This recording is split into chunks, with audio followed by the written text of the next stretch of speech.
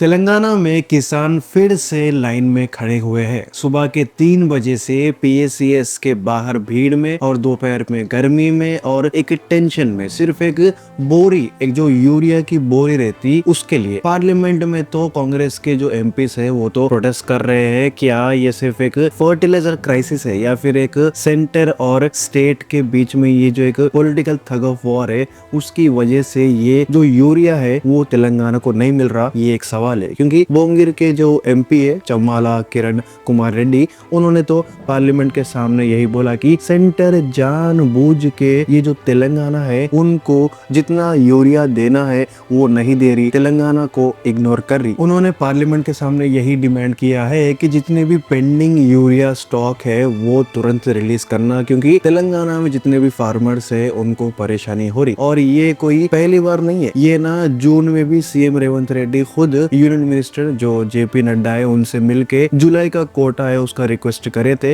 लेकिन जो मिला वो काफी नहीं मिला। अब थोड़ा डेटा अगर देख लिए तो ये बात है कि अप्रैल में तेलंगाना को मिलना चाहिए था। एक्चुअल में जो यूरिया था वो था 1.7 लाख मेट्रिक टन, मगर मिला कितना 1.21। फिर मई में भी जो डिमांड थी वो 1.6 थी, कितना मिला 0.88 लाख मेट्रिक टन। जून में भी जो 0.98 लाख जो मेट्रिक टन बोल रहे थे वो भी सही नहीं हुआ। और इन शॉर्ट देखा गया तो जितना रिक्वायरमेंट रह रही यूरिया की उतना तो सप्लाई नहीं हो रहा। और जो टोटल शॉर्टफॉल है, मतलब जो घाटा है अभी तक का, वो है 2.98 लाख मेट्रिक टन। मतलब कि इतना शॉर्टफॉल है तेलंगाना में फिलहाल यूरिया, जिसकी वजह से जितने भी फार्मर्स है उनको एक परेशानी जो है वो झेलना पड़ रहा। ग्राउंड रियलिटी अगर देखे ना, किसान बहुत परेशान है। और जो कॉटन, राइस क्रॉप्स, ये जो क्रिटिकल क्रॉप्स है, ये मतलब क्रिटिकल स्टेज पे है अपने ग्रोथ के, वो ये यूरिया नहीं रहने की वजह से बहुत खराब हो रहे। क्योंकि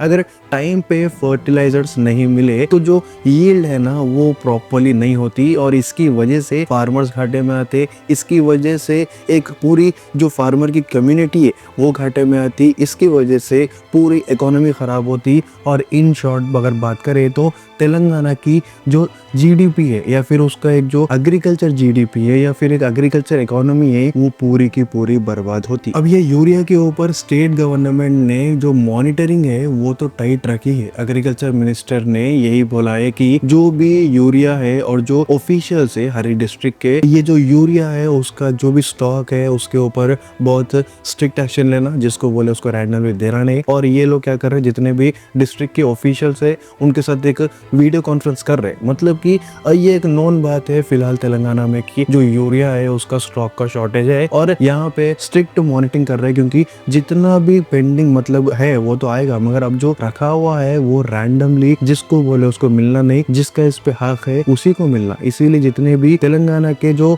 एग्रीकल्चर डिपार्टमेंट के ऑफिशियल्स है वो लोग ये चीज पे काम कर रहे हैं। नो डाउट ये लोग अच्छा काम कर रहे हैं। अब यहाँ पे किसान का यही कहना है कि जो यूरिया 267 रुपीज तक मिल जाता था, अब उसके लिए 300 रुपए तक पैसा लगाना पड़ रहा। अब इसके अलावा भी अब जो मेन एक्चुअल इश्यूज आ रहे हैं वो आ रहे ओटीपी के एरर्स, वो यूरिया लेते वक्त, या फिर फिंगरप्रिंट है उसका मिसमैच हो रहा बोल के बोल रहे हैं। और जो नैनो यूरिया का जो कंफ्यूजन है वो भी अभी तक किसी को समझ में आया नहीं। इसकी वजह से बस जो फ्रस्ट्रेशन है वही बढ़ रहा। नैनो यूरिया है 1 लीटर की जो बॉटल है सपोजिटली 40 kg ऑफ यूरिया के बराबर है बोल के बोल रहे हैं, मगर इसमें भी लोगों को क्लैरिटी है नहीं। अब यहाँ पे ये जो इशू है यूरिया का ये थोड़ा पॉलिटिकल भी है, क्योंकि सेंटर की तरफ से ऐसा बोला जा रहा है कि सब जो स्टेट्स है उसको इक्वली ट्रीट कर रहे हैं, हम किसी को भी बायस तरीके से ऐसा कुछ कंडीशन अप्लाई नहीं कर रहे। मगर यहाँ पे तेलंगाना में जो कांग्रेस गवर्नमेंट है ना वो बोल रही कि नहीं, जो सेंट्रल गवर्नमेंट है वो कहीं ना कहीं हमको, जो तेलंगाना है या फिर जो सिटिंग गवर्नमेंट है कांग्रेस को, उनके ऊपर एक बायस नफरे कर रही, जिसकी वजह से जो तेलंगाना में यूरिया आना चाहिए, जितना बोले थे, जितना वादा करे थे उतना नहीं आ रहा, जिसकी वजह से जो डिमांड्स है वो मीट नहीं हो रही और इनडायरेक्टली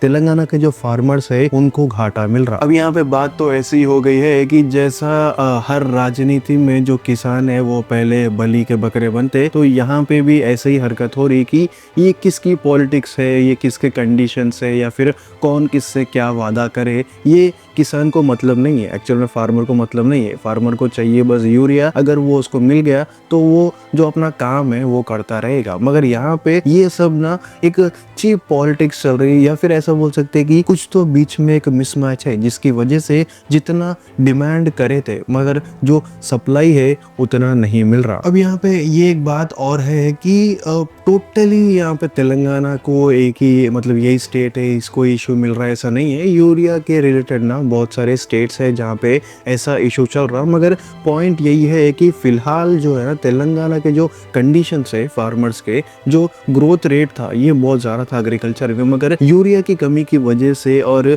तो जो स्टेट गवर्नमेंट जो सेंट्रल गवर्नमेंट है इनके दोनों के बीच में कुछ मिसमैच रिगार्डिंग एनी रीज़न। अगर ये यहाँ पे कुछ डीप डाउन बात करें तो मतलब है नहीं, क्योंकि जो किसान है उसको यूरिया चाहिए, कहीं ना कहीं वो जो यूरिया है उसमें एक जो स्टॉक है वहाँ पे थोड़ा लैग कर रहा, और ये जल्द से जल्द होना चाहिए। इसके लिए पार्लियामेंट के सामने भी एक अच्छा खासा प्रोटेस्ट करे तो शायद कुछ ही दिनों में जो यूरिया है वो सबको मिल जाए, क्योंकि बहुत सारे किसान ना घंटों घंटों बस ठहर रहे शॉप्स के सामने यूरिया के लिए, जो एक अच्छी हरकत नहीं है। जो स्टेट वाइड भी ले लो या फिर एक नेशनल वाइड भी ले लो, एक बेकार इंप्रेशन ले लेके आता। अब इस इसके बारे में आपका क्या मानना है, क्या ये अच्छी हरकत है या फिर नहीं? और ये जो यूरिया है क्या ये स्टेट गवर्नमेंट की वजह से रुके हुए है या फिर सेंट्रल गवर्नमेंट की तरफ से रुके हुए है? आपका क्या मानना है कमेंट करके बोलो। जितने भी नए लोग हैं एक लाइक कर दो, सब्सक्राइब कर लो।